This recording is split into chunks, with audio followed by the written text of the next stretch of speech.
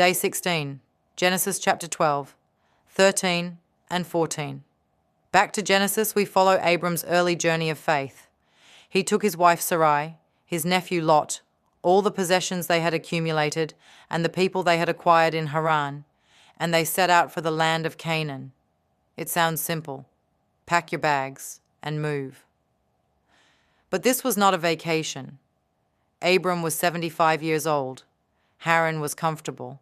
He had family, stability, routines, wealth, and community. Yet God called him to step out into the unknown. Abram did not start the journey alone.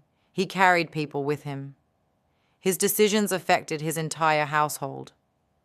When you step into a new season, your choices don't just shape your life, they shape the lives of those connected to you. Some people hesitate to move forward because they fear responsibility, but sometimes God calls you to lead, even when you feel unqualified. Abram didn't know the route, but he trusted the caller. The story shifts suddenly. But the Lord afflicted Pharaoh and his house with great plagues because of Sarai, Abram's wife.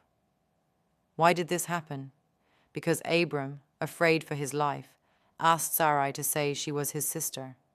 He compromised truth to protect himself. Even people of strong faith sometimes make decisions rooted in fear, not faith. But God stepped in not because Abram did everything right, but because God's covenant with him was unbreakable. Some of us made fearful decisions last year, decisions we regret. A job we took because we were scared of lack. A relationship we stayed in because we feared loneliness.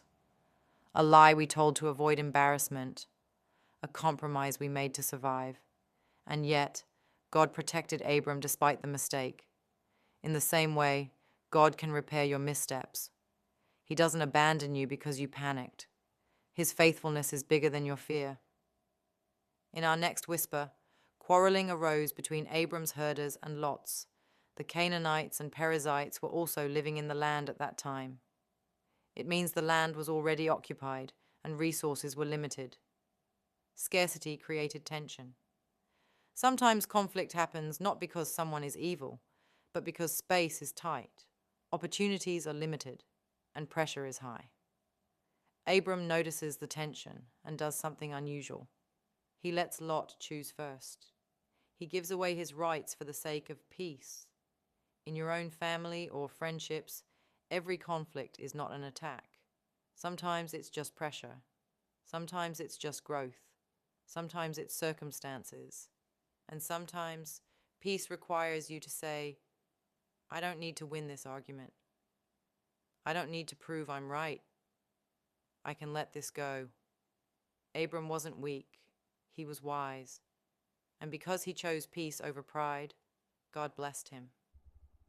When Abram heard that his relative had been taken captive, he called out the 318 trained men born in his household and went in pursuit as far as Dan.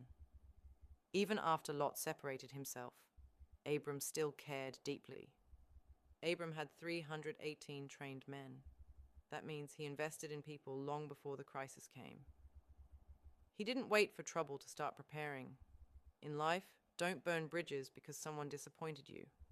Don't stop caring because someone moved away. Don't say not my problem just because someone made poor choices. God often tests our character through how we respond to other people's crises. And notice again, Abram pursued the enemy as far as Dan. He went the extra mile. After Abram rescues Lot and defeats the kings, Scripture says, "And praise be to God Most High, who delivered your enemies into your hand." Abram fought, but God delivered. Abram strategized, but God strengthened. Abram pursued, but God ensured victory. Melchizedek the priest reminded Abram that the real source of success was not his skill, but God's help. You may have plans, you may have goals, you may have strategies, but always remember, effort is your part, victory is God's part. Give your strength, but rely on his power. Move with confidence, but stay humble. Abram's life wasn't perfect. He stumbled, he doubted, he feared, but he kept walking, and God kept guiding. Dear friends, if there is anything to learn from today, It is that we should aim for perfection, aim for progress. Don't wait for full clarity, move with faith. Don't fear mistakes, God can redeem them. Don't cling to pride, choose peace, don't hold back, step up when others need you. And most importantly, trust the God who walks with you into the unknown. So, make a conscious effort to start your journey even if you're scared. God protects you even when you make mistakes. Choose peace over pride. Your blessing is secure. Support others even when they drift away. Do your part, but remember that God gives victory.